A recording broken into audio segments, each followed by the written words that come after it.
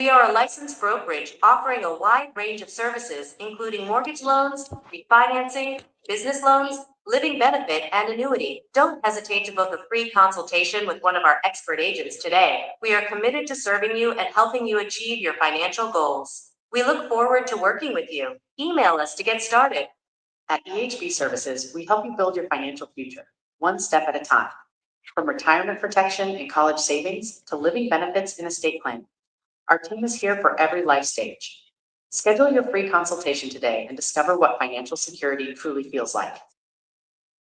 Welcome to EHB Services, where trusted advisors meet tailored solutions.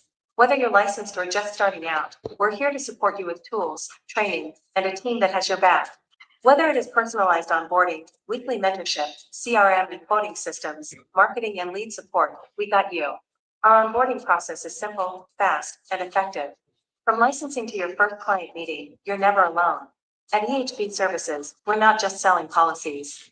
We're building futures, including yours. EHB Services, empowering you with knowledge. Visit evservices.com to get started today. We offer mobile notary service because we understand that sometimes you go and make it to our office, whether you're at home or in a hospital, a nursing home, or a place of business. Our mobile notary service brings professional notarization right to your door on your time.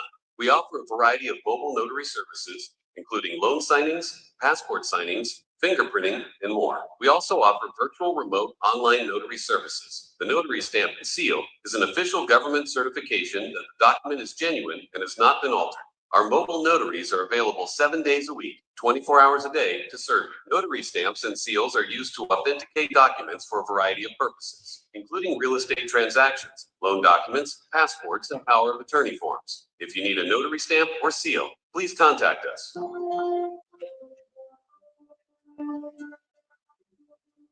You found the perfect home, but your mortgage application was denied.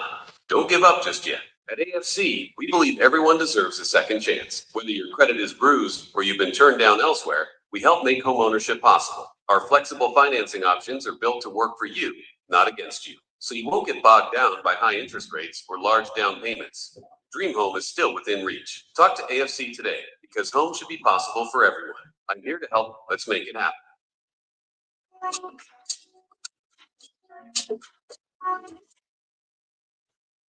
Good evening, everyone. I'm your host, Gene Bias. Here in the studios with me is Mr. Jermaine Clifford from Top Rank Advisors. Mr. Clifford is here as an advisor. We're going to have a nice roundtable discussion this evening.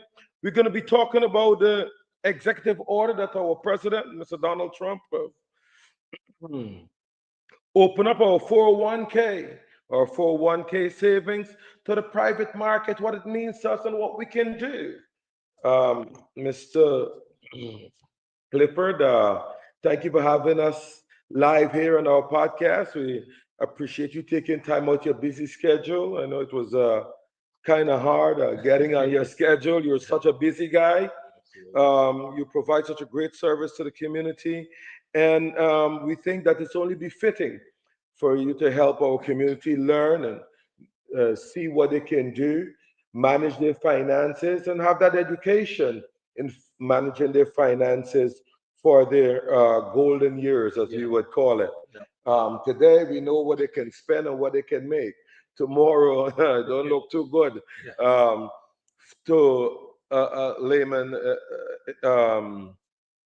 In layman terms, laymen don't understand what is happening. Okay, they see the changes and they don't really know what is happening or what is going on.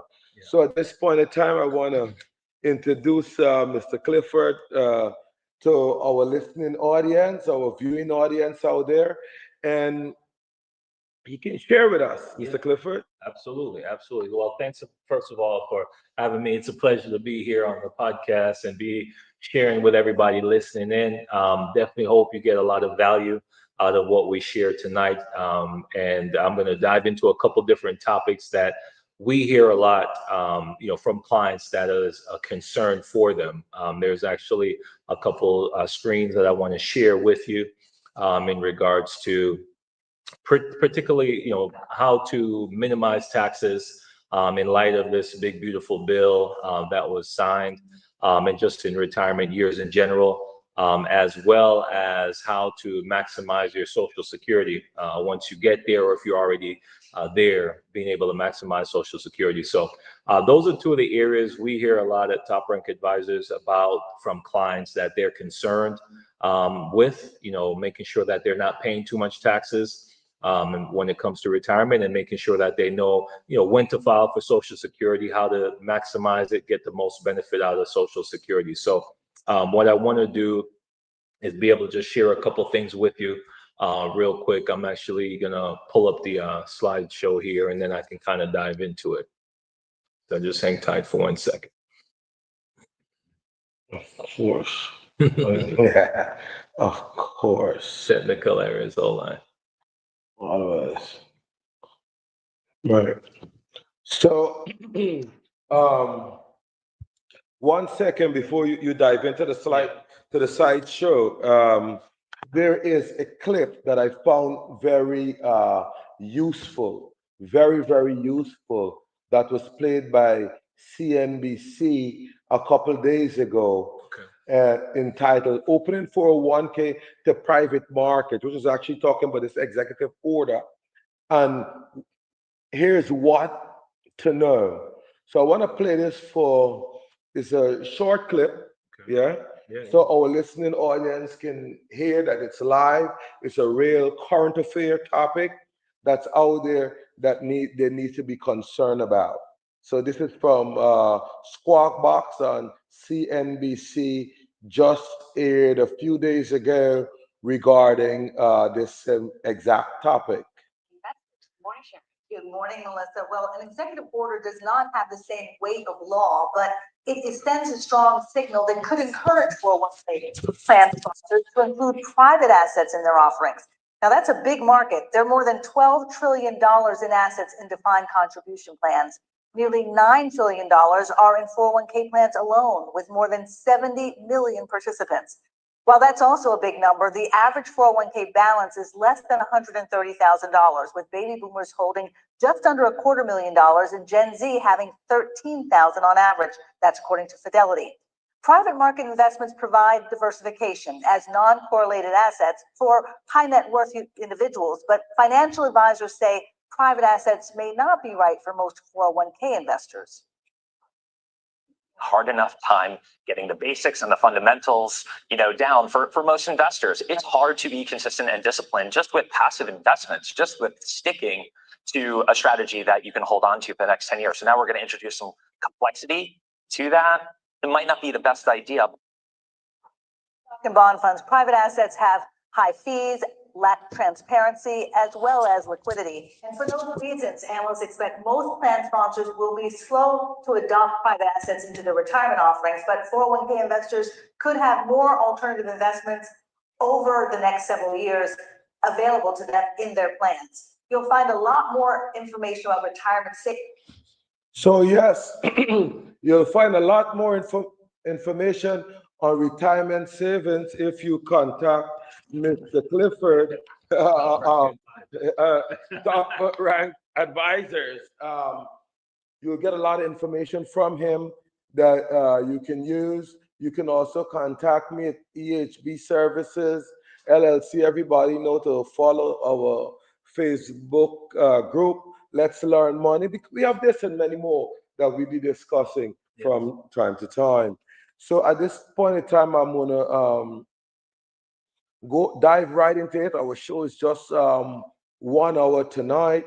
We're just having a 1 hour show tonight. Mr. Clifford is very busy. He have another engagement, and it's very hot outside. So I give everybody a break tonight and not have our regular 2 hour show.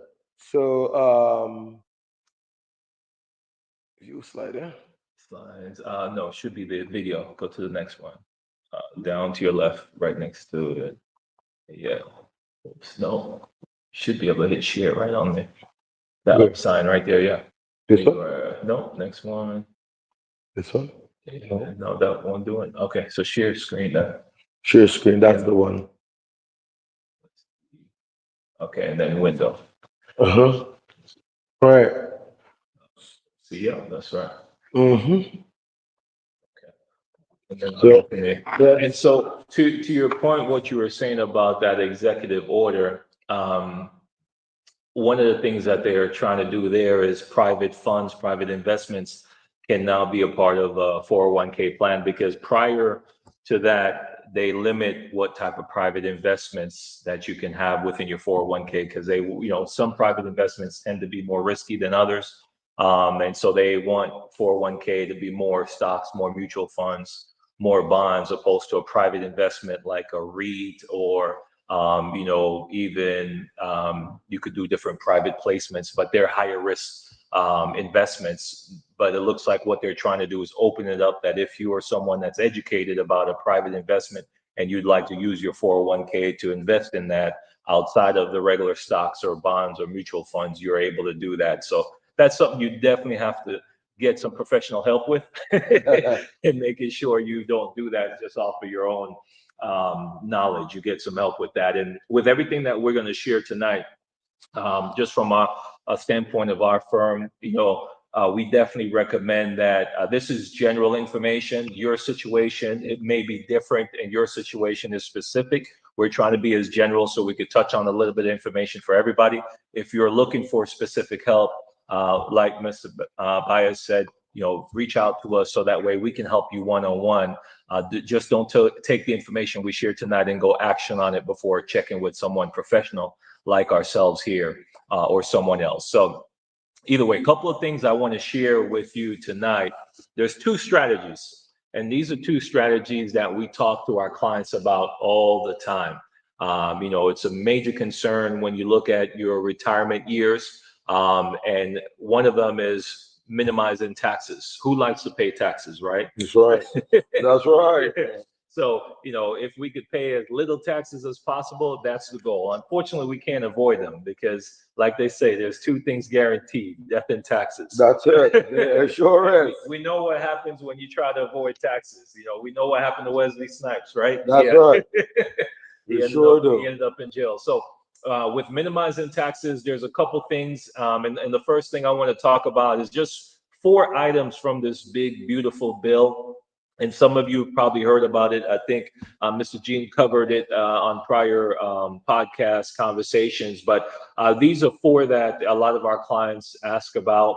First of all, one of the things about the big, beautiful bill is that the tax brackets are permanent now. So at the end of this year, the tax brackets were going to increase. For example, the top tax bracket would have gone up to 39%.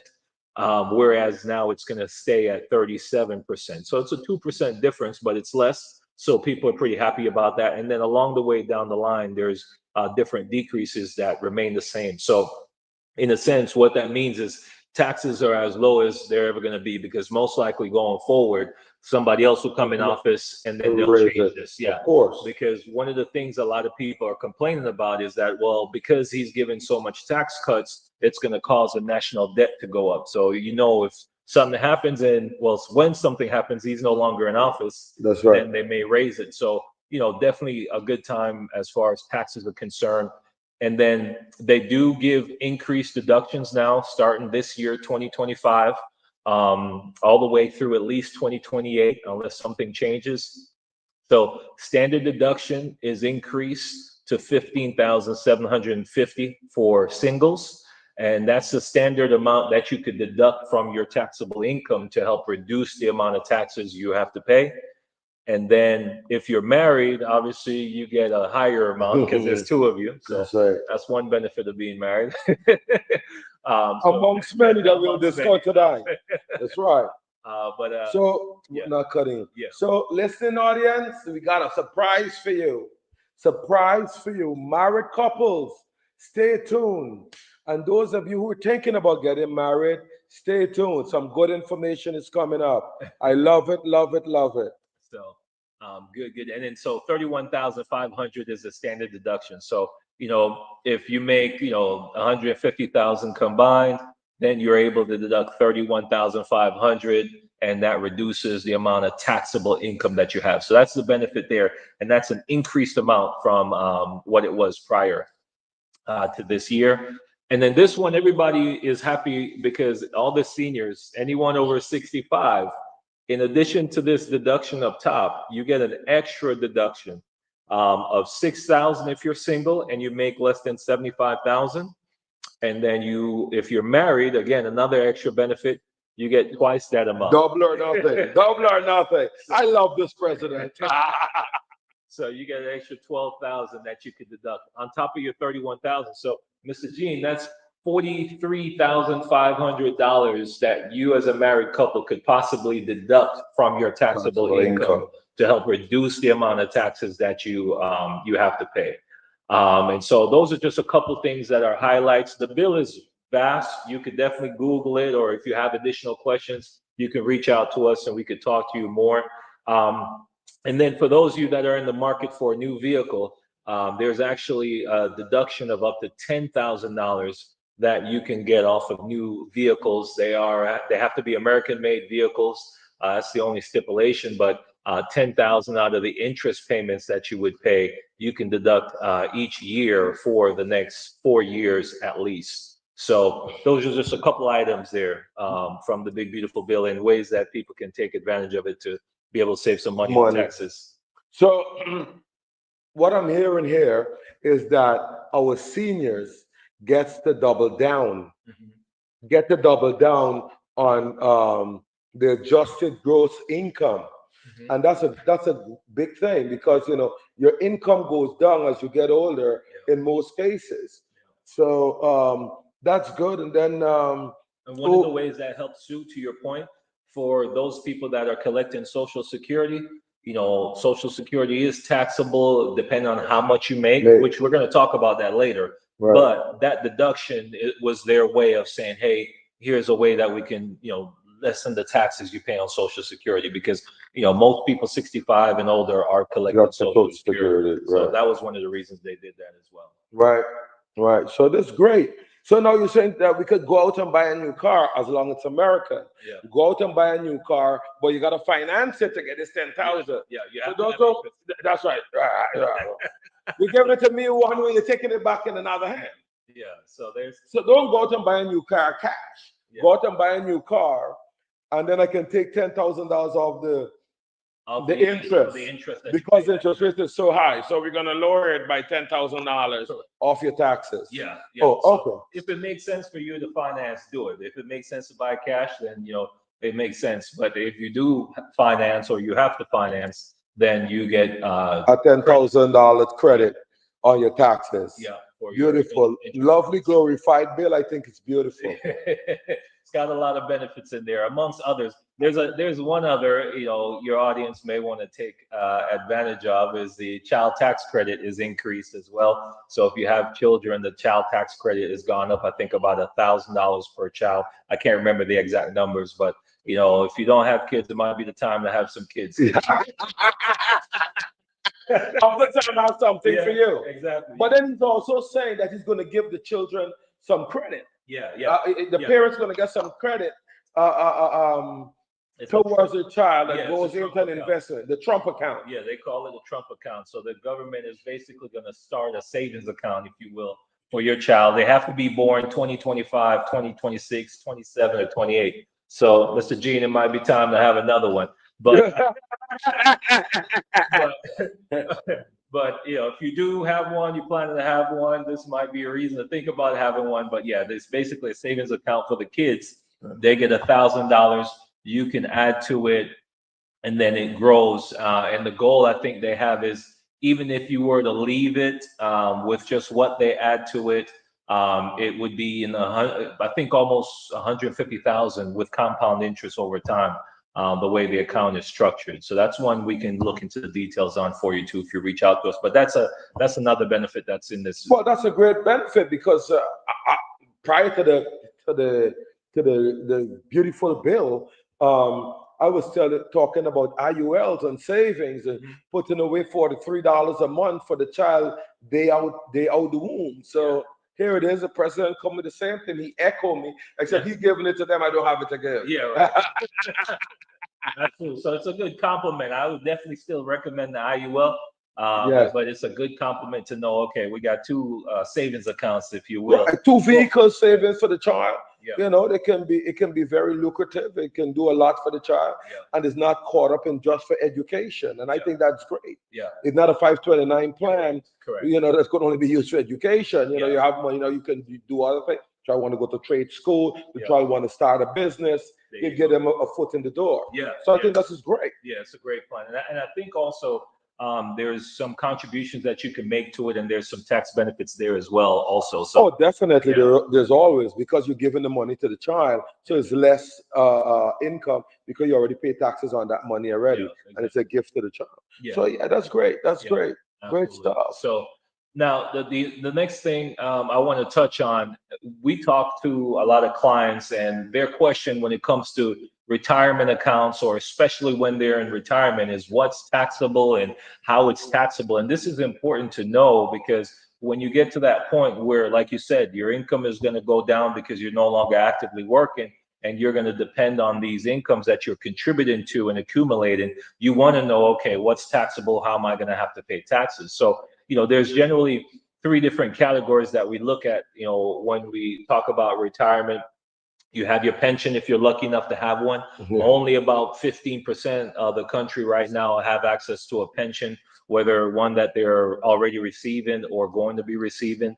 And then you will also have your IRA, 401k, you know, distributions. You know, pretty much, I'd say maybe 90%, 80 to 90% of people have access to either contribute to a 401k, or 100% of people can contribute to an IRA. So, you know, you got to know how that's taxed. Both of those are taxed as ordinary income. Cool. Right. Yeah. Except if your pension is a This disability. is tax now. Yeah. That's tax now. That tax Yeah. later. Yeah. That's right. So, the pension, if it's a disability income pension, like if you have military disability, Yeah. then that's tax-free federally, Right. and state-wise. But if it's just a regular pension from your job, you're taxed as ordinary income when you start to take that money out. And then Social Security, Mr. Jean, Social Security, you can either pay zero taxes on Social Security, or you may have to pay taxes on 85% of your Social Security. And what determines that is how much money you have coming in from the your pension part. I know That's you're right. Well, of course, because we got a pension part that is taxed now, Yeah. it's added as income with your Social Security, and the whole lump sum is Yeah. being taxed. But if you have a deferred tax later account, you're in trouble. Yeah. Okay? So you gotta- pre-tax versus post-tax, Yeah. you have to know where you stand. Yeah. And that leads to a couple different things. One of the biggest traps that we see clients run into when they get to retirement is what's called the required minimum distribution. Yes. And not a lot of people know about it. Some of you in the audience may have heard of it before, but if not, what it is the government, when you turn either 73, if you were born before 1959, or when you turn 75, if you were born 1960 up to today, then you are forced to start taking money out of your traditional accounts that you see on the screen here. Right. So your distribution, right? So financial advisors, financial reps use the word distribution. That's your forced money Coming that in. you have to take out. Yeah. So you're gonna be required to take that money out, whether you want to or not. And the reason why, you know, that may present a problem is maybe what we see a lot of clients, you know, let's say someone is lucky enough to have a pension and you know, Social Security, and maybe that's enough income for them to live on. And their goal is to have their traditional IRA or 401k or whatever TSP just grow and maybe pass it on to their family. They can't let that happen. They can't just pass on to your family. Uncle Sam wants his fair share. That's right. So he's going to force you at 73 to start taking money out, a certain percentage, so that way you can be taxed on it. And then you have this money that you don't need. But not only don't you need it, it might push you into another tax bracket. So now you have to pay more taxes on your pension. You may have to pay more taxes on your Social Security. So it causes a big problem for a lot of people when it gets to that point. And that's why we call it a tax trap, because not a lot of people know about it. There's a couple ways to handle this trap, if you will. And one of the main ways we talk about is, moving from a traditional account to a Roth. Yeah, to a Roth account. I preach this all the time.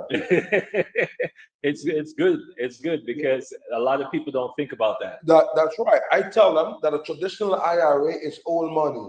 A Roth IRA is new money. Yeah. Is where you are protecting your financial future. Yeah. And I think that it's one of the better things that are out there. Yeah. In protecting your financial future. Yeah. Because in the old way, the traditional way, as you would call it, your financial future is determined by the laws of the land. Yeah. Yeah. But with a Roth, it's yours. Yeah. You get to make that decision. Yeah. So if don't leave a job and leave the money sitting behind, hoping that it's going to be working for you because your boss was so good to you. Yeah.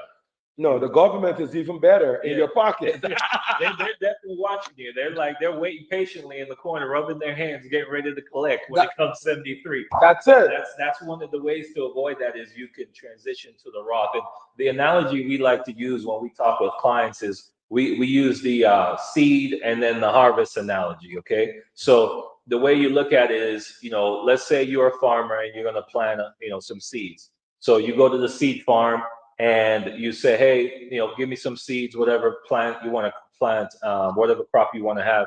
And the IRS is there and they say, hey, you see, you got some seeds, you're going to have to pay taxes, right? That's right. And they say, you know what, we'll give you a deal. You could either pay taxes on the seed or you could pay on the harvest. Of course, you want to pay on the seed because the seed is going to be smaller than the harvest, right? God willing, you plant the seed and then you have a huge harvest. So that's the concept of the Roth conversion. The traditional is that seed that you take into the Roth, and then as it grows in the Roth, there's no tax liability under the Roth. Now, you do pay taxes up front because you have to pay taxes on the seed. Now, of course. So you pay tax now, and then you never tax later. And it could grow as big as possible. And that way, when you are pulling the money out, like you said, you do it on your terms. You're not forced to do it. And then also, when you pass the money on, if you die and you're leaving this as a legacy, it's not passed on with a tax liability. That's right. Because what a lot of people end up doing when they die and they leave money in an IRA, a traditional account or a traditional 403, is not only do they leave money, but they leave a tax bill. Because a lot of people don't realize that the current tax laws, as good as these items were on the big, beautiful bill, one thing that it didn't change is if you have a traditional account, like a traditional IRA or 401k, and you die, and that money goes to anybody except for a spouse, that relative, whether it's your son, daughter, whomever, they have 10 years to spend that down. So if it's $1 million, let's just throw it out there, they have to take out $100,000 a year. So that way that account is empty in 10 years. And the reason they have to do that is Uncle Sam wants his taxes. So they have to then pay taxes on that. But if it's in a Roth and you die, they get $1 million. And they use it as and when, how, as when and how. They don't have to worry about 10 years. Mr. Clifford, I would say to you that I say this all the time. I've been saying this for years. Okay, I tell people that if you had a 401k, a traditional 401k, you're no longer with the company. Sit with a financial advisor because it's tax now, tax later, or tax never. Okay, and you have to plan these things. And if you want to leave a legacy for your family, you have to think about how you're going to leave it for them. Are you leaving it for them with a bill? Or are you leaving to them with a traditional gift? Now, you and I know we're both foreigners, as they say, we're Caribbean men. When our parents give us anything, they just give it to us. They didn't tell us that it comes with a bill when we get it. We figure that out as we get along. Now, at our age, we are more educated, we're more suave, we read more, we do more research, and we stay in tune with the times. We get with people that are experts like yourself and I, and we try to design a plan and a strategy of how we're going to save our money, how we're going to leave that financial legacy, pass it on to our children, our grandchildren, our loved ones. Yeah. Okay. 100%. And I know you have a beautiful slide that I can't wait for you to get to, because a lot of my listening audience don't even know that that what we're going to talk about with marriage couples. Yeah. Okay. They jump in and they take the money and says, oh, well, he's dead. But they don't understand that there is that benefit that they can have, and then hers, and then whoever passed first. Yeah. To accumulate that part so they can live comfortably. And a lot of people don't do it. Yeah. You know, that's true. I even had a whole show where I talked about, we foreigners, we come into this country, and a lot of people don't know that there's a difference in Social Security benefit being a resident from a citizen. And when you get your citizenship in America, it's incumbent on you to go and let Social Security know. Because when you try to do it at retirement, too late. You're already a resident. So you're going to get paid out as a resident, So these are the little things that, our people in the community don't know. And we try to share. So I'm very passionate in helping our people, just like you are. And I have these roundtable talks so we can educate our community and let them know what we're after, what is out there for them. And it's not just a traditional way, oh, I don't work with a company. Your father worked for the same company for 40 years. When he finished for 40 years, he goes sit on the rocking chair, he find another job, move on. Well, what happened to the money he left behind? No, absolutely. Then he says, oh, well, let's go down to Social Security to get his Social Security. And then at the end of the year, he got a nice bill saying, Uncle Sam says, well, your total income is, well, no, you only get a Social Security and his pension. Well, you add the two together, makes it taxable. Because he didn't do anything with the money. He let it just sit there. So that's where young guys like Mr. Clifford and myself would come in, sit down, put a financial plan for you, for your future, your savings, and what you want to do in the future. You're not just leaving all this money and saying, oh, my children, grandchildren, my wife is going to get it, and the day they go to get it and off to the races. Uncle Sam has is in your pocket if you do the traditional way. And that's why one of the things we recommend too is that one of the reports that we put together, like you said, with the financial planning that we offer, is that we run a RMD report. So we're able to forecast how much you will be required to pull out of your accounts if you do nothing.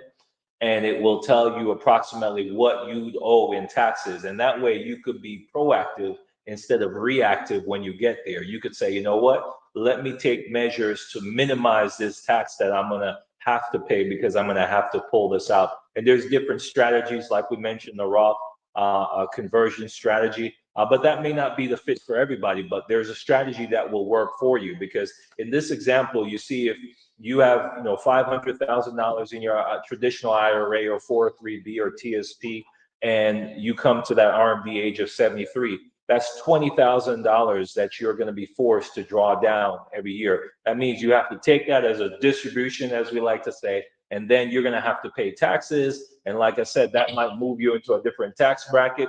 Then it might affect how much taxes you have to pay on your Social Security. It might increase the taxes you have to take out of your pension. So you want to know, you want to have a forecast so you could prevent this from becoming a problem in the future. And that's one of the things that we put together with what we call a required minimum distribution report. And you see here, this client had $1 million in their IRA, and they were going to be forced to take out almost $40,000 a year. Money that they don't need, that again, it's going to make them go into a different tax bracket. So they're paying higher taxes on the money they're taking out. They're going to pay more taxes on their Social Security and more taxes on their pension. Who wants to do that? Nobody. So you definitely want to reach out to us, and so that way we can be able to run one of these reports for you and see, like Mr. Eugene said, does it make sense for me to make sure I don't have any 401ks just sitting out there that I need to go ahead and start putting in a position that's going to protect me from future taxes. So that's right, definitely. So before we jump into the next thing, I don't know if there was anything else you wanted to add to that. Well, no, I'm loving it. I love that we're able to have a strategy in place for the for our people and make sure that they can see what is available. Gonna go forward. What is available to them. I want them to be able to look at what is out there and be able to be mindful of everything that is available to them and come their way. So I thank you for that. We're gonna go into a short commercial break. Um, and then we'll come back and go into get our hands down and dirty. At EHB Services, we help you build your financial future, one step at a time.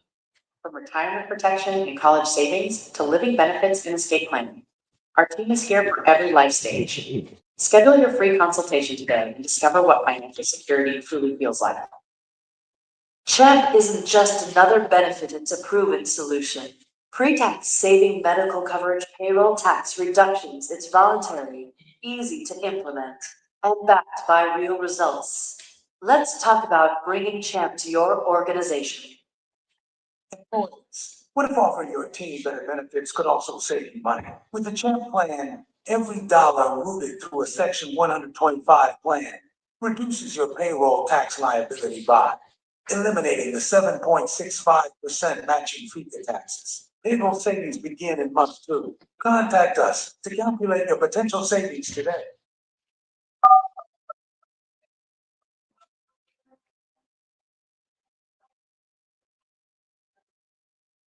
Welcome to Metro Atlanta's premier notary destination. At our state-of-the-art facility, we offer a professional, secure environment for all your notarization needs.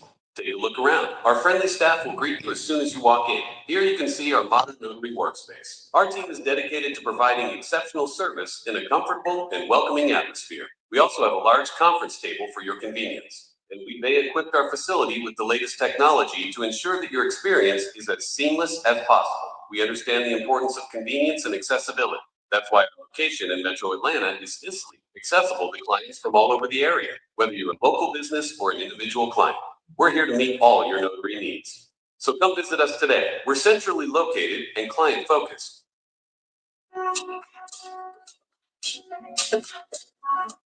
With AFC's personal line of credit, your money is ready when you are in a need of last-minute travel, unexpected medical bills, car trouble, whatever. Life throws your way, you're covered. With a personal line of credit from AFC, you can withdraw cash in any amount at any time. No need to re-up. Plus, you only pay interest on the amount you use. So if you borrow $1,000 and only use $300 of it, you only pay interest on that $300. The rest of the $1,000 is available to you whenever you need it, and you only pay interest on what you use. That's why it's the smart way to borrow. It's like having a credit card with no credit card. AFC Freedom when you need it most.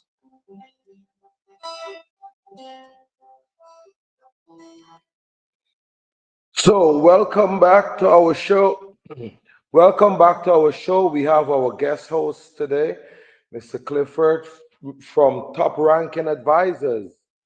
Top Ranking Advisors is here sharing some great knowledge with you. I'm very happy to have him.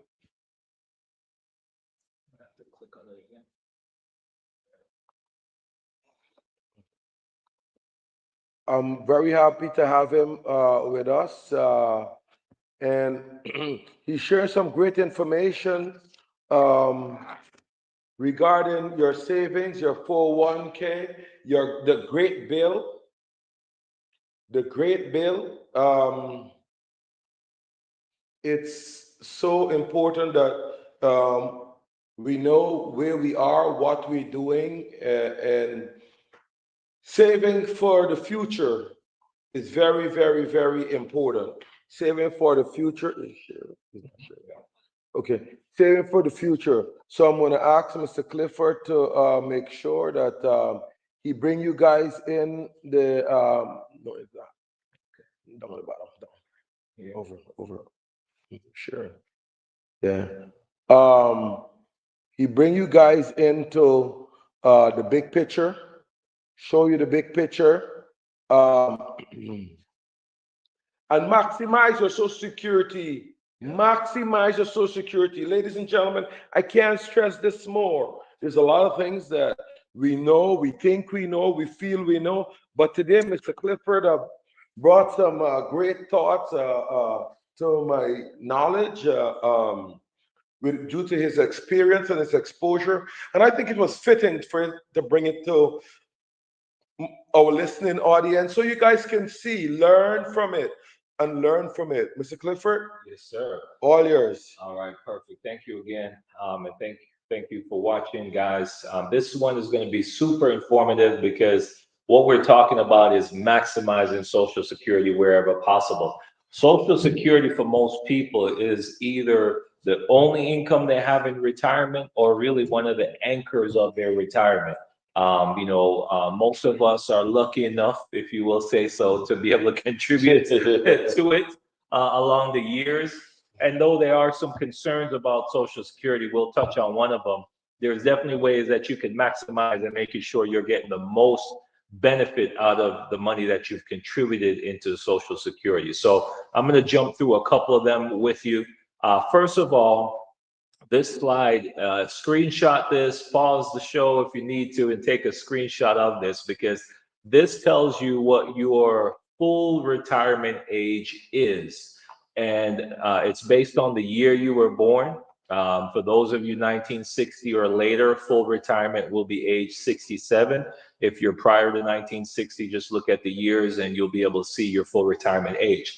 The full retirement age is the year that you are able to collect your full Social Security benefits without any reductions. Most of you may know, if not, I'll inform you, you can take your Social Security as early as age 62. That's the qualifying age where you could start drawing Social Security. But if you do it at that age, you're going to take a reduced amount. When you wait till your full retirement age, you get the maximum or the full amount. If you wait till 70, you could get a little bit more, but that 67 is the age where it's not reduced.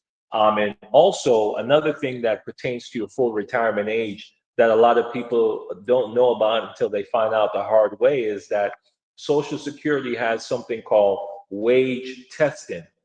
And what that means is if you're on Social Security and working a job, they could possibly reduce the amount of Social Security that you get. The only way you get around that is if you wait until your full retirement age, because once you're at your full retirement age, then they cannot reduce your Social Security. They can't. It is what it is at that point. Yes, at that point, you're locked in and you can earn as much as possible. Here's an example. Let's say you're born in 1960. You take your Social Security at 67. You can work another job. You can make $100,000 a year on another job plus Social Security. There's no problem. But let's say you were to retire at 64 because you're tired of working. And you take your Social Security at 64, you're fine. It's a reduced amount, but you're fine. Because your plan is, I'm going to take Social Security, and let's say that's $2,000 a month, and I'm going to work another $100,000 a year.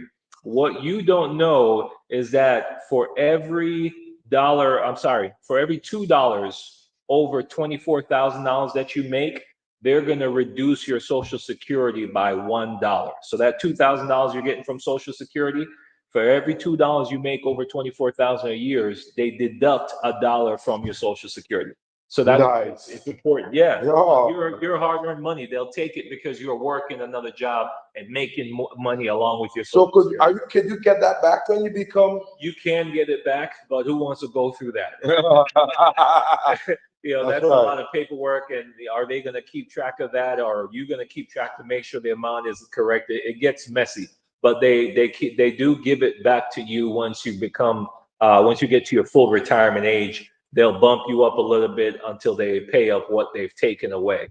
But if you can, it would be better to wait till the full retirement age so that way you don't see any reduction and you can work as much as you want. Because believe it or not, thankfully, we come across a lot of clients that are at their full retirement age.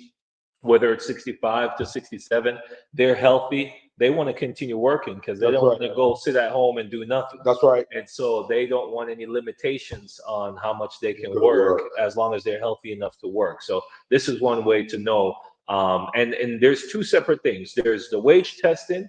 If you earn money outside of Social Security before your full retirement age, and then there's also how Social Security is taxed. And we're going to get into that in a little bit. But before we do that, I want to ask you guys a question. And you guys can drop this in the chat. I'm going to tell you the answer, but you could guess. I'll stall for a minute or two. But how many ways do you think that a married couple can file for Social Security? It's a question we ask a lot of clients when we are presenting this information to them. And most people will say, well, one way, because it's two people that can file one way. And some people say it's two because it's two people. The most we've ever gotten is, between 3 and 5 ways. What a lot of people don't know is that, and hopefully you've already put your guess into the chat, but a lot of people don't know there's 81 different ways that a married couple can Oh file my for gosh. Social Why are they single women Security. and men? So 81 ways you can file for Social 80 Security. 81 different ways you can file for Social Security. And 81. yeah. So, and the thing about that too is, how do you know which way is right for you unless you talk to somebody that understands? Because Social Security, they're not going to tell you exactly which way. They're going to just say how you want to file. That's right. And it's like taking an order. What do you want to have? They're not going to describe the menu. You're not sitting at a fine dining restaurant. That's They're going right. to tell you everything that's Ah. on there. And a lot of people are wondering what's the best way, what's the best time, and that's how we come to 81 ways. Because as a married couple, for example, the husband could file when he's 65, but the wife files when she's 62. That's considered one way. Or they could both wait till their full retirement, and depending on their age, that could be different ages. So that's another way. So there's different age strategies. There's another strategy that you can file. For example, if one spouse files at full retirement age, the other spouse is not yet full retirement age. If they wait until their full retirement age, they can get, instead of their Social Security, that's a smaller amount, they can get a higher amount, which is half of their spouse. They call it the top up benefit. So either way. Whoa. You're using some words I have echoed. Yes. I have echoed. Top up benefits from your spouse. Yeah. I got into an argument with someone years ago. Yeah. And I had an argument lately with someone regarding top up benefit. They tell me there's no such thing. Oh, no, there is. Am I nuts? No, you're not. They need to call the Social Security Administration and they'll find out, for certain. But yeah, there is. They're saying that someone, okay, I have a situation, there's a husband and a wife, okay? The wife did not contribute sufficient. So her benefit would be much lower, incredibly lower, right? And I said, the argument I put out was the wife can get top-up benefit from the husband to make her number more. Yes. They tell me it couldn't happen. Oh, yeah, absolutely can happen. And you can even, today we have all this AI technology even embedded in Google. If you Google it.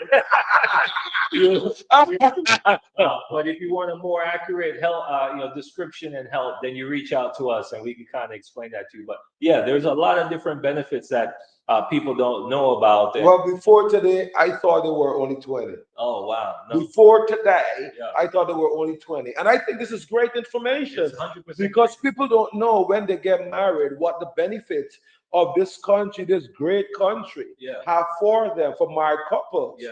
And to know that you have 81 different ways. Yeah. Some people only know, like you said, 5. The statistics show 5. Yeah. What happened to the other 76 different ways? Yeah. And you got to figure out which way is right. You got to figure out which way is right for you. Yeah. Who have the expertise and knowledge as an ordinary lay person that is just going to work every day and working? Who knows that, So this is where it gets very important to sit with a financial advisor, someone that understands the Social Security rules Yeah, and see what's best for them given their specific situation. exactly. Because there's no one jacket that fits Yeah, all. exactly. No, absolutely. And some people, one of the questions is like, especially when it comes to married couples, like, oh, when should we wait to file? Should we wait to full retirement age, or should we take it early, or should we wait till 70 after full retirement age? That's something that we help you figure out. And like he said, it's based on your situation. It may make sense for you to take it early at 65 instead of your full retirement at 67. Especially if you're ready to retire and you have enough income otherwise, where that reduced amount won't make as much of a difference, but you need somebody that's going to look at that long term and see how it's going to affect you to see if it's a wise decision to make. That's right. Or you might be somebody, which we've had clients that are like, man, I want to wait till 70 because 70 is when you could get the maximum amount. At That's 70, right. it can't go any higher. But at 67, you get your full amount. It's just not the same as 70. Why wait till 70? Because you don't know how long you're going to live. And a lot of people, they have this calculation, they call it the break-even calculation, where it's like, well, when does it break even if I wait till 70 versus if I take it at full retirement at 60? So the break-even calculation, I'm sorry, Yeah. Clifford, and this is for my listening audience. Are you saying to me the break-even calculation is not for everybody? Correct. Everybody don't break even at the same point? Correct. Yeah. It's generally either way between 8 to 12 years, and Seems like unfortunately, you be in my back pocket because I've I been be having this discussion and nobody's listening. Yeah. So there's different nuances where your situation is going to be different than somebody else's situation. So like you said, you need somebody that knows this, that's going to be able to guide you based on your specific situation. But here's a couple other things to consider as well. This one is huge. This one is big, big, big. So right now, when we're doing this live, this is 2025. Now in 2034, if nothing changes, the tax revenue would be sufficient to pay only 78 cents on the dollar in Social Security benefits. And this is from the Social Security Administration. Every year they put out a report. And so far, I think it's been the last 4 years, nothing has changed. So basically, in 9 years, in 2034, if nothing changes from the revenue that goes into the trust fund, because a lot of people, which your audience, they know because you've been educating them, but Social Security is a trust fund that they use to pay out to the people on it. So if nothing changes where they're able to collect enough revenue to be able to bolster that trust fund, it can eventually run out of money. And what that means is in 2034, you're going to see a 22% drop in your Social Security payment. So if you're getting $2,000 a month, it's going to go down by $500 a month, which is $6,000 a year. That's right. Now, if you're somebody where Social Security is your only income, that's going to be tough. And if you're somebody where Social Security is one of your income, that's going to be tough, no matter how you look at it. And we can't control what they do from a revenue standpoint, but you can control what you do to make sure that you have things in place in addition to Social Security, whether that's an IUL like Mr. Jean has talked about, or whether that's some other financial vehicle that's going to make sure you have enough income. So if that does happen, it doesn't make that big of a difference in your income in your retirement years. But that's something that's very concerning because so many people depend on Social Security. Yeah, well, my argument is what quality of life you're going to have after retire. And I'm very big on quality of life, where you're going to be financially after you retire. And with that being said, you're telling me that the country retirement age, if nothing changes in 9 years, is going to take an average of $6,000 hit per year. Yeah. Well, they're already taking a reduced amount from what they were earning when they were working. Yeah. Now you're saying for them to take an additional Yeah. $6,000. So what quality of life they're gonna have? Rents are going up. Yeah, that's the thing. Cost of living. Taxes are going up. Yeah. I mean, when those things go up, it don't come back down. Yeah.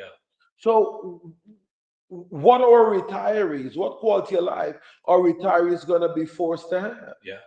And that's why. And that's only 9 years from now. We're not talking 29 years from now. Short time. God willing, all of us are alive but God willing, they might find a solution. If not, you have to find a solution. And that's when, And that's why we're having this conversation, Exactly. because we want to put solutions in place and give more people the advantage of having a solution for the future.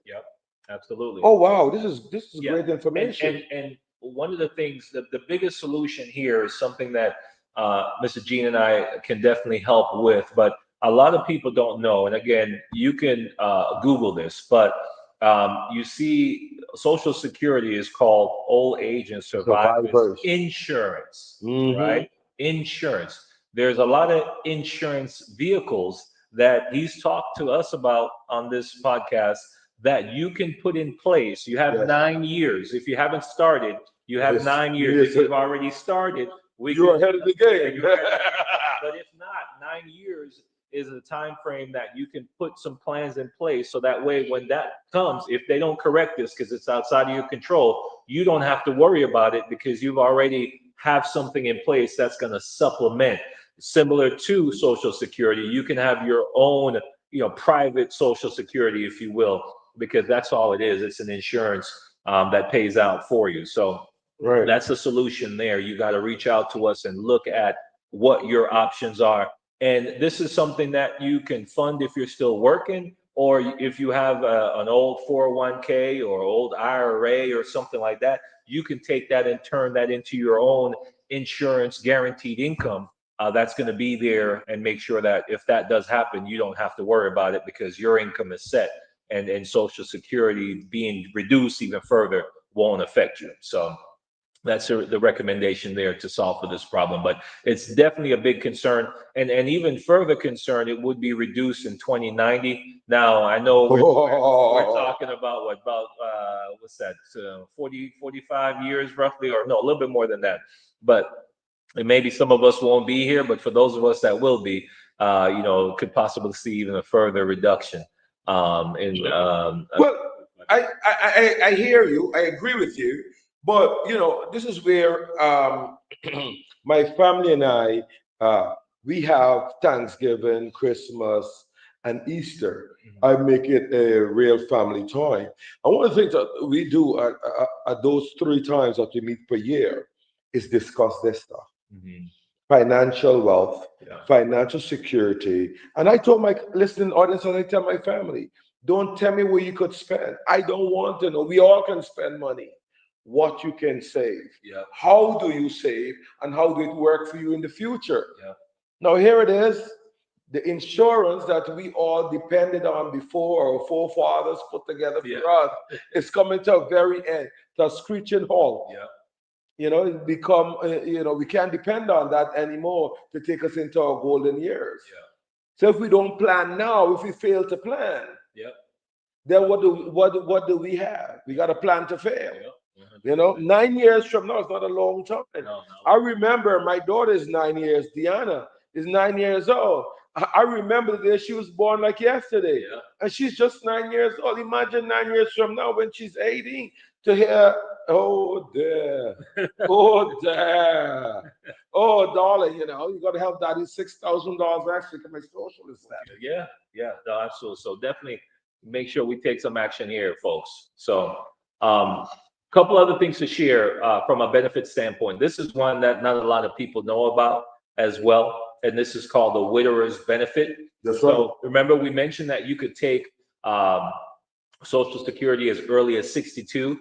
This is one exception where you can take or start receiving, you may be eligible to start receiving Social Security benefit at age 60 on a survivor benefit. And this is, of course, if your spouse has passed away, then you may be eligible to collect on their Social Security. And then when you become, whatever age eligible, right? Whether that's at 62 or beyond, you can switch to yours if yours is higher, or you could keep accepting theirs if theirs is higher. So it gives you that option. But I don't know if to take both. You have to take either one. Either his or hers. Yeah, they don't let you double dip, unfortunately. If not, they'd run out in 2 years instead of 9 years. That's right. That's one of the reasons they don't let you double dip. But this is important because we had a client that she was working. She was 64. Her husband had passed away 4 years prior. and her plan was 67 is her full retirement age. So she's like, I'm just going to grit it out and I'm going to work so I can get my full Social Security at 67. I got 3 more years to go. And we told her about this. She went to the Social Security Administration. They said, yes, you are eligible. And she was eligible to collect $25,000 a year off of her deceased husband's Social Security. And then when she turned 67, she could switch to hers and get a higher amount. Exactly. Yeah. So it was a huge help for her because then Of course. she didn't have to work as hard. Of She could go course. part-time, enjoy a little bit of kind of a semi-retirement early, and then, you know, still have enough income with Social Security and working. And that's then, the beauty about working with people like you and I. Yeah. Because what we do is educate them on what they can have, provide vehicles for them to enjoy their golden years. Yeah, 100%. So this is a huge benefit. So if you know someone that spouse passed away, or if you're someone that your spouse passed away, it may be worth looking into. Reach out to us, and we could kind of guide you on what to do there. This is a great benefit. And unfortunately, Mr. Gene, us men tend to be the ones that die before our wives. So when we help, don't say that. hopefully this is. Yeah, But a lot of times when we help clients, it's the wife that comes. survivors, always. Yeah, 100%. The way we see it in the industry, and that's a fact, women tend to outlive the men 100%. I don't know what happened. Yeah. You know, so now there have been a shift in knowledge because a lot of women don't know what the men have. And that's why I say to a lot of people when they meet with me, put it all on the table. Let's understand what your financial DNA is. Yes. We all must know what's on the table, what we have. Yeah. So we could look at all the parts, all the vehicles in order to make an informed decision. Yeah. Because, you know, we come from the Caribbean, our parents, you know, they don't want to talk about that. Oh, not now. Yeah. You know, don't worry, that have a little thing over there, you know. Yeah. Try to hide it. They try to hide it. But what they don't know, that where they're hiding it, it's not working for them. It's not working for you when they pass, because no, they didn't protect it while they were alive. Yeah. No, I gotta pay taxes, inheritance taxes, to get it from them because they didn't provide that vehicle while they were alive. Yeah. So now the man in the black robe have to decide how it goes, you know. Some public servant, some glorified public servant is determining what you get, how you get, and the way you get it, because they fail to plan. And that's why sitting with a financial planner like yourself would help them to navigate through that. Absolutely, especially if you want to make sure that, you know, too much of that money is not lost in transition. That's right. So here's another benefit, a little bit more fun one. This is the ex-spouse benefit. Now, The ex-spouse benefit. we get a lot of questions on this one as well. Unfortunately, you know, because divorce happens, but if you were married for at least 10 years, ex-spouse can get Social Security benefits based on the other spouse's record. Yes. And the person receiving the benefits must be 62 or older. or older. And still unmarried. Still unmarried. Yeah. You cannot marry again. Yeah, you can't double dip. You can't double dip. You can't go for both spouses. Yeah. But yeah, if that's the case, then you remain unmarried, which sometimes is the case. Yes. Then you may be eligible for this benefit. Right. This is another one that you could look into because it doesn't affect your ex-spouse's benefit. So whether you like them or not, it doesn't matter because it doesn't affect their benefit. And so you may be eligible for this one, and that's just an added benefit to you that you could take advantage of. So, but you know, let's finish up with this portion here, which is how Social Security is taxed, because this is one of the biggest questions we get asked on Social Security. How is it taxed? How do I know how much taxes I'm going to pay on Social Security? So the way Social Security is taxed is it's based on your modified adjustable gross income. And the way you calculate that is you take all your income plus half of your Social Security, and then you put it in this threshold here. So if you're a single individual, you take all your income plus half of your Social Security, and if it's less than 25,000, you pay Zero zero taxes, okay, on Social Security. And we're talking about federal taxes here. And in the state of Georgia, there's no taxes on Social Security, but there's some states that do tax Social Security. But for this case, this is federal taxes. Now, if it's over 25,000 but less than 34,000, you 50%. pay taxes on 50% of your Social Security. So if you, your Social Security is 20,000, 50,000 of, I'm sorry, 10,000 of that will be taxed. And then, So just the amount that's over the threshold is taxed. no, the The entire amount is the entire taxed. 50% is That's taxed. right. That's right.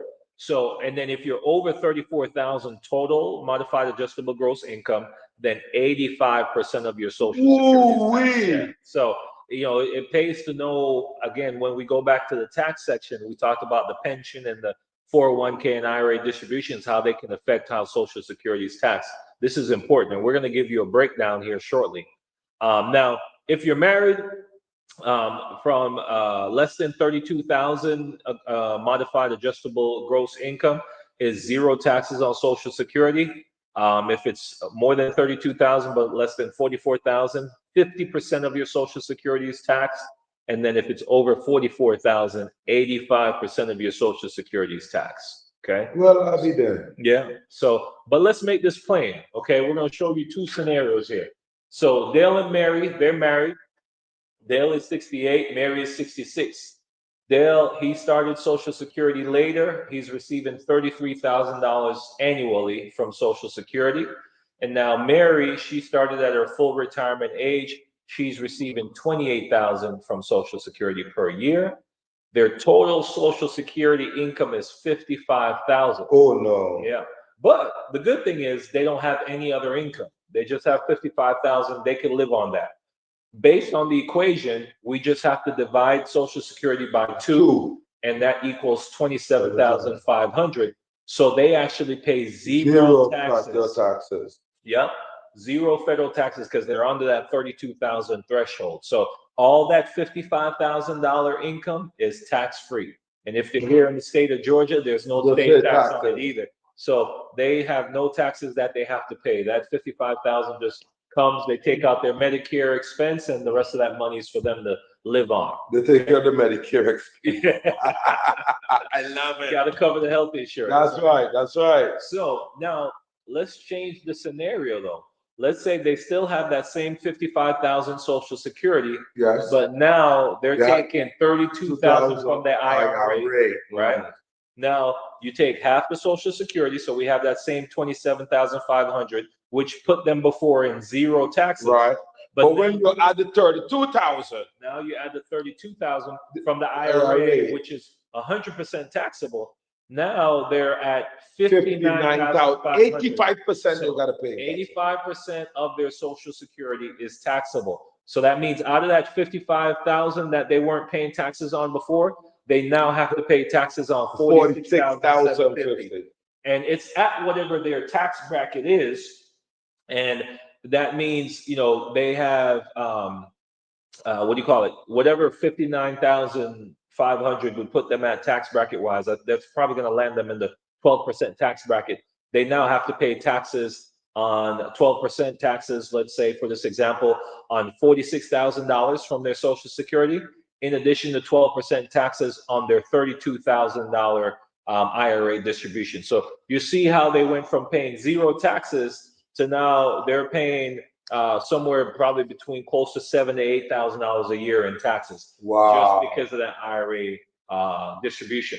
And that's why we say it's important to sit down with someone and look at your accounts that you have, your retirement savings, whether it's your 401k or your IRA, to see if there's anything you can do. Because one of the things that Dale and Mary could have done, if they had done a Roth, they would be able to take that money out tax-free, and that 32,000 wouldn't be taxable, so it wouldn't add to their Social Security, and they would still be paying zero taxes on Social Security.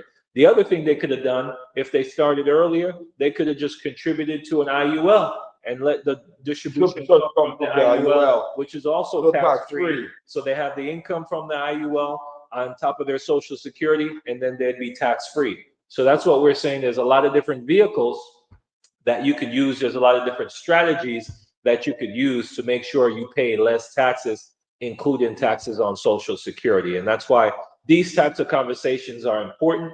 And it's important for you to reach out to get some help. So that way we could look at your specific, what do you call it? DNA? Financial DNA.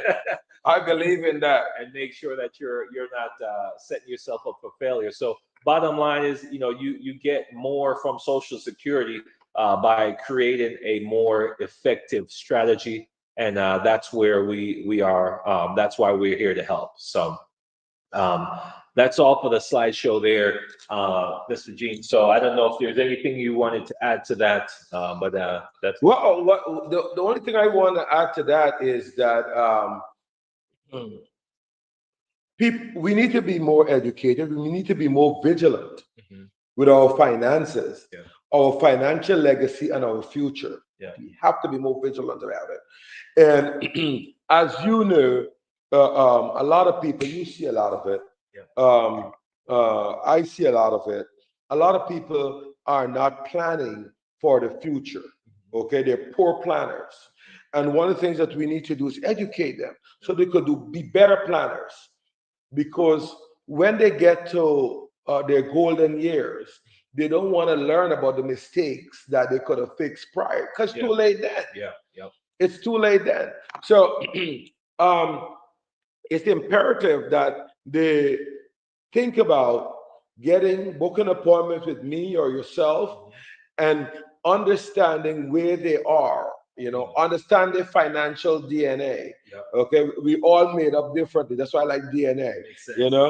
We all made up differently. We all have different situations and that we're confronted with, and we all need to have an understanding of where we are and how we're moving forward. Because in moving forward, it's either we're moving forward with Uncle Sam being our big uncle in our pocket, or we're moving forward, satisfying our taste buds with our finances and enjoying it and not crying going to the bank. So for me, I think it's better for them to plan now.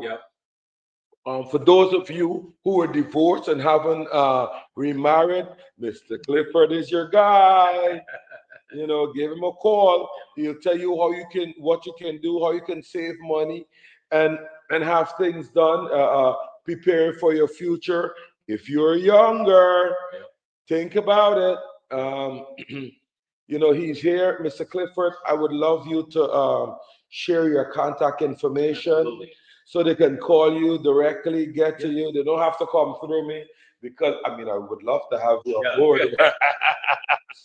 With your wealth of knowledge, I'm sure we're gonna do this again, bring you back to share with our listening audience, with our community, because there's a lot of people out there that don't know. Okay, and in years gone by, people that know me personally, and I'll share this with you, they know me personally. They weren't comfortable speaking to me because, like one guy said, I felt stupid speaking to you. And like I said to them, there's no stupid answer. There's no stupid question. We just didn't know.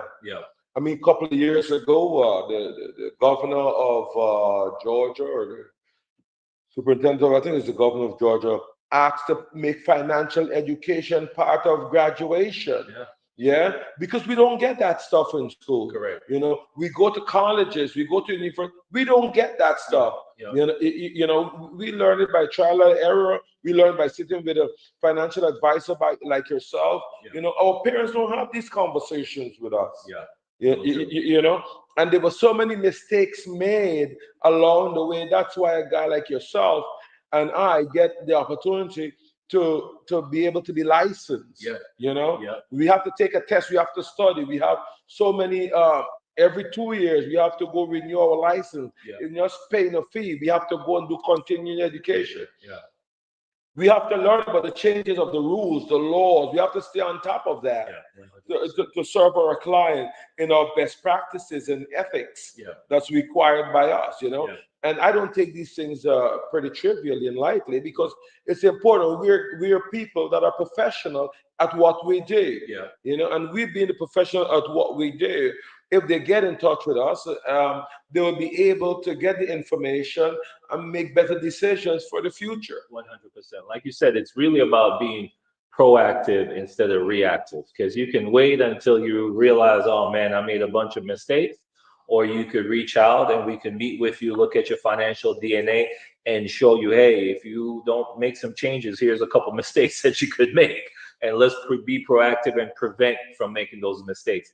I always learned that, you know, you could live 70 years and have 70 years of experiences of making mistakes and having some successes, or you can sit with someone that has the experience and knows where the potholes are, and they can show you how to avoid those potholes and make sure that you have more successes than mistakes that you make. So yeah, feel free to reach out to me. My direct number is 678-701-7373.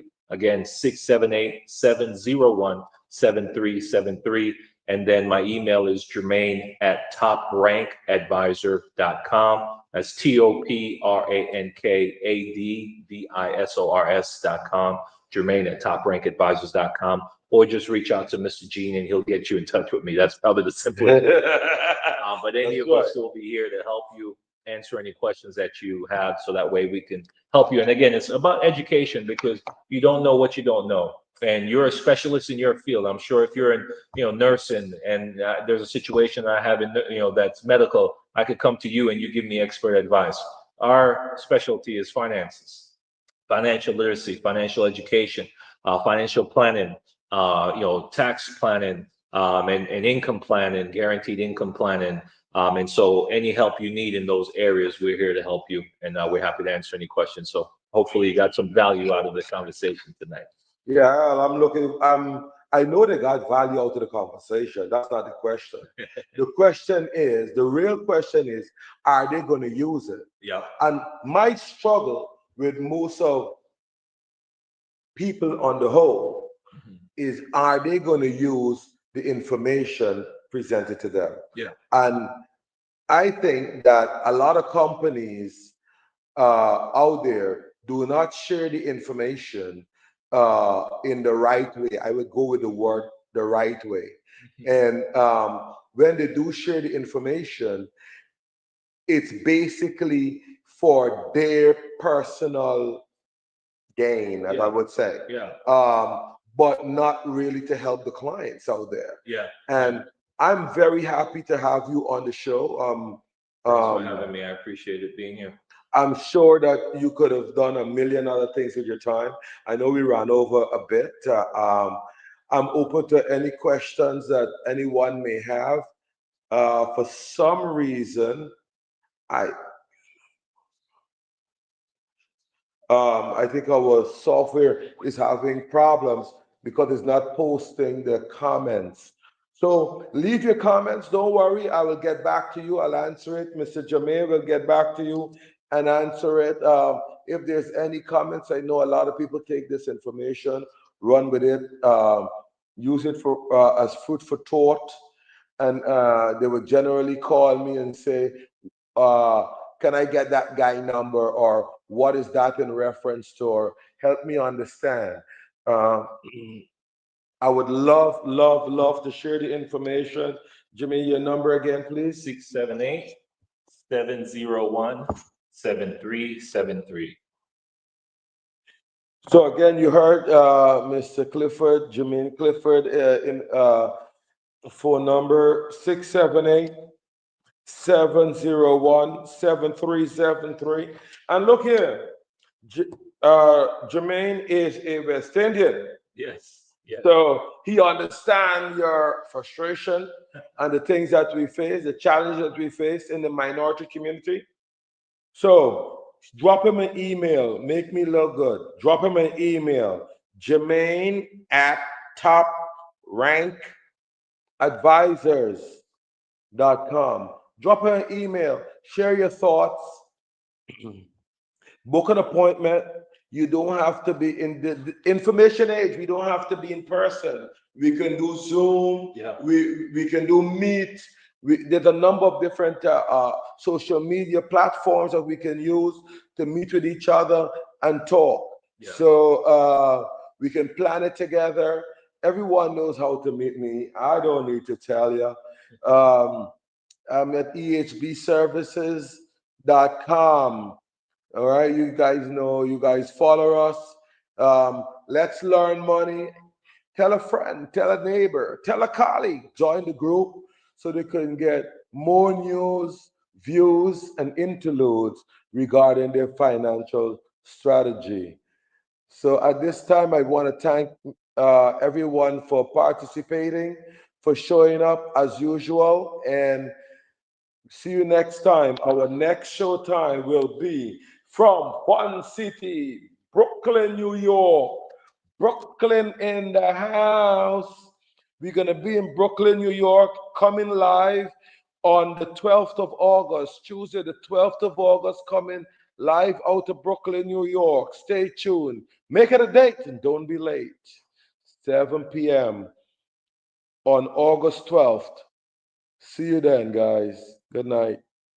Welcome to EHP Services LLC, your trusted partner for all your financial needs. We are a licensed brokerage offering a wide range of services, including mortgage loans, refinancing, business loans, living benefit, and annuity. Don't hesitate to book a free consultation with one of our expert agents today. We are committed to serving you and helping you achieve your financial goals. We look forward to working with you. Email us to get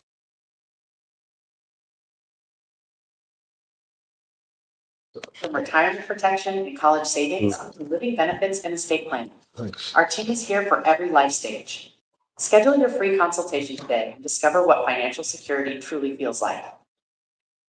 Welcome to EHB Services, where trusted advisors meet tailored solutions. Whether you're licensed or just starting out, we're here to support you with tools, training, and a team that has your back. Whether it is personalized onboarding, weekly mentorship, CRM and quoting systems, marketing and lead support, we got you.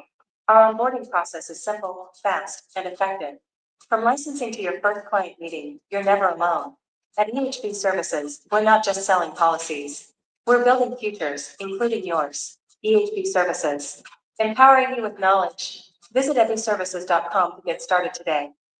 We offer mobile notary service because we understand that sometimes you co-e and make it to our office, whether you're at home or in a hospital, a nursing home, or a place of business. Our mobile notary service brings professional notarization right to your door on your time. We offer a variety of mobile notary services, including loan signings, passport signings, fingerprinting, and more. We also offer virtual remote online notary services. The notary stamp and seal is an official government certification that the document is genuine and has not been altered. Our mobile notaries are available 7 days a week, 24 hours a day to serve you. Notary stamps and seals are used to authenticate documents for a variety of purposes, including real estate transactions, loan documents, passports, and power of attorney forms. If you need a notary stamp or seal, please contact us.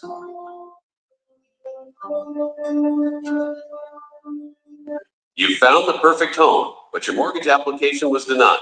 Don't give up just yet. At AFC, we believe everyone deserves a second chance. Whether your credit is bruised or you've been turned down elsewhere, we help make homeownership possible. Our flexible financing options are built to work for you, not against you. So you won't get bogged down by high interest rates or large down payments. Your dream home is still within reach. Talk to AFC today because home should be possible for everyone. I'm here to help. Let's make it happen.